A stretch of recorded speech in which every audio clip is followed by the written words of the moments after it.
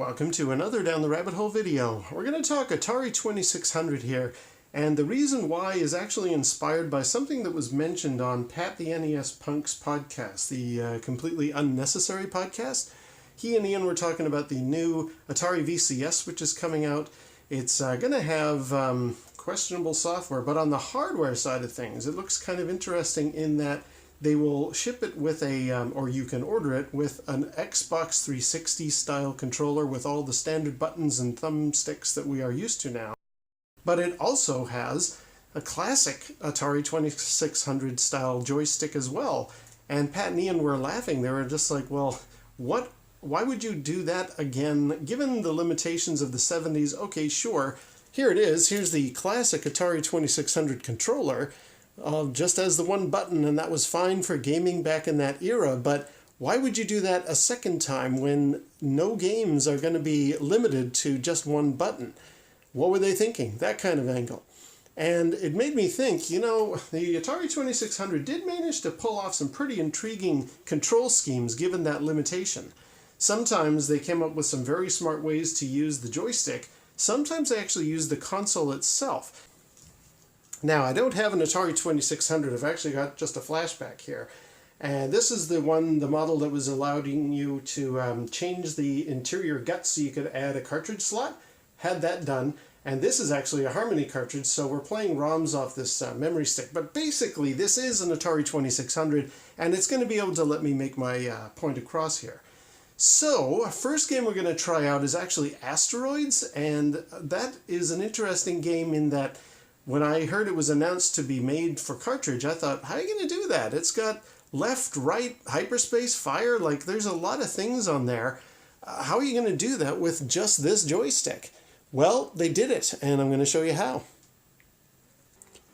So there's me, and as you can see, they obviously put left and right as two different positions on the joystick itself. Fire is still fire, that makes sense. Then I thought, well, how are you going to thrust? They decided to map that to the up position. Let me just turn around here.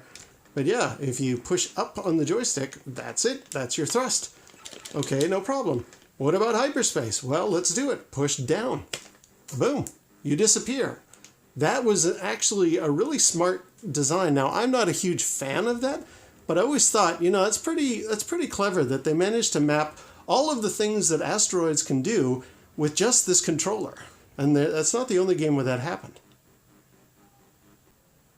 Here's one of my favorite Atari 2600 games, Defender. I've actually done a video about it before. Defender is definitely a game that has a lot of buttons and a lot of things you need to be able to control and press and do. How on earth are you going to limit Defender down to just this joystick? Well, let me show you that. Okay, so thrust is in the direction that you go. All right, no problem. And there was a button dedicated to reversing position on the original arcade game. So they just obviously decided whatever direction you push, that's how that goes. Fire is still fire, not a problem. And we can go along and do most of the game this way. But there was one other thing that Defender had that I was thinking to myself, well, how are they going to do this? And that is firing the smart bombs. When there's a lot going on the screen, let's just pick up that guy. Oh, did I get him? Ooh, just got him back in time. Okay. Anyway, yeah, the original arcade machine had the limitation or had an extra button for firing smart bombs. How on earth are you going to do that here? The way they came up with the design was you go behind the buildings and then you press fire and that destroys everybody on the screen. You probably even saw in the corner there, that's one of my smart bombs gone. Let's do it again. Boom, they're all gone. Yeah, again, pretty clever use of the limitations of what you got here going on here.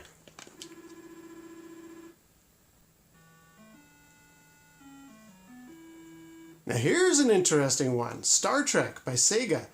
The arcade machine was a very complicated setup, like it had a spinner type control, several buttons. How on earth are you ever going to make that work with just this? They did it, and it's pretty impressive.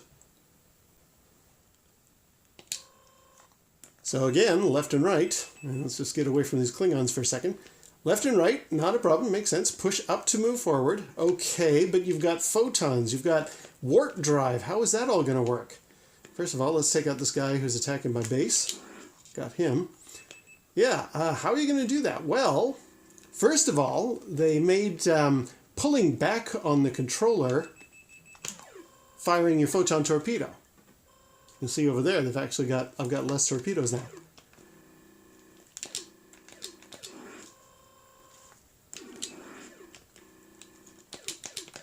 Okay, well, what about warp drive? Now I need to get way over to where those bad guys are. No problem. Again, you pull back, but this time you hold the fire button. And you're going really fast. There's your warp drive. But the pinnacle has to be Space Shuttle by Activision. This game, in quotes, came out, and it's probably the most complicated Atari 2600 game that there is. And I call it a game in quotes because it's actually more of a simulator. You're launching your shuttlecraft, docking with a space station, and landing back on Earth. It's not really combat or anything like that. It's not a space shoot or anything like that. You are launching a ship, trying to dock properly. It's borderline simulator, and it's hard too. I'm going to give it a whirl here. Now, I don't know how successful I'll be because it's very hard to do this with also filming at the same time.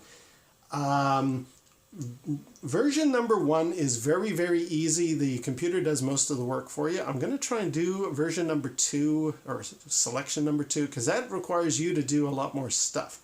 And I'll just explain in advance what I'm going to do. I believe the color selector, which on the flashback is a little button back here, that is what you use to kind of inform that you're ready to use your main thrusters. I think that's like the final part of the pre-launch checkup.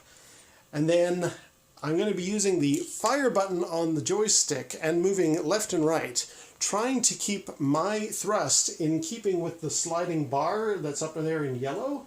And then, assuming we launch properly, I will then have to use the joystick left, right, and up and down to match a little dot on the screen here. Let me show you how this goes, and we'll keep our fingers crossed. So selection number 2. Let's try it. Oh, and launch.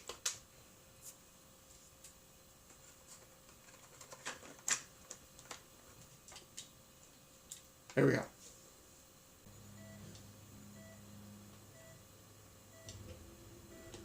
There we go.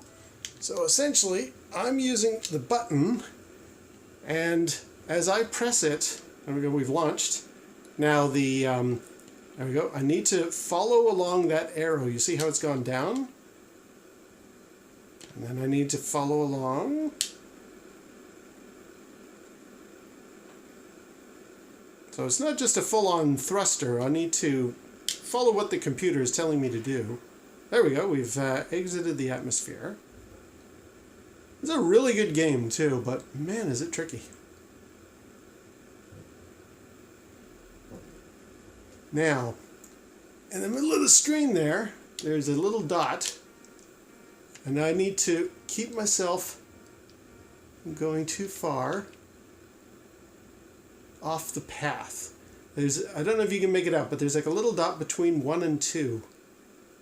It's approaching the number 2 there, and I need to push down to keep myself from going too far off the path, and also follow the thrust while also keeping myself,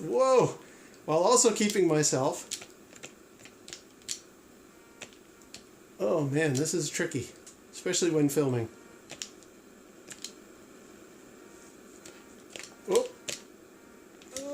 There we go, hang on.